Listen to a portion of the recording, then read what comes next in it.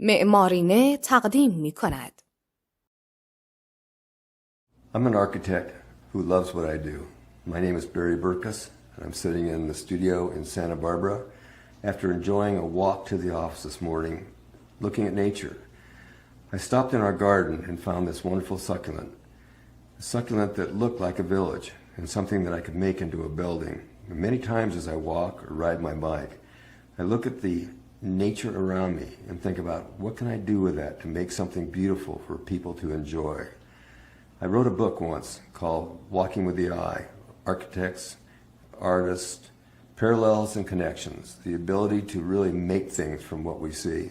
So I took this and I said, what happens if this becomes a series of cups that support people, that becomes a vertical village that we can live in? What kind of building would that really be? And I looked at the stem and said, if this became places where people could start building, where people could live on each one of these levels, it becomes the same thing that I'm looking at in the plan. And it is a village, but it's an organic village, and it's a place where people would enjoy living with nature.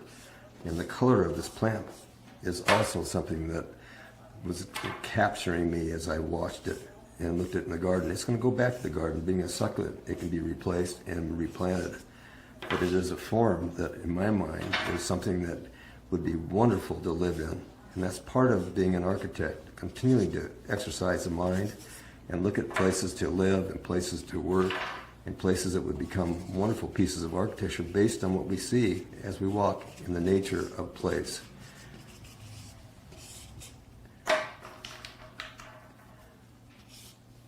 The hand continues to move the idea to paper, continues to make something that is wonderful, because in a computer you can't overlay, you can't look at what you did in the past and see how it developed to something that might be better, or you might even throw the underlay away.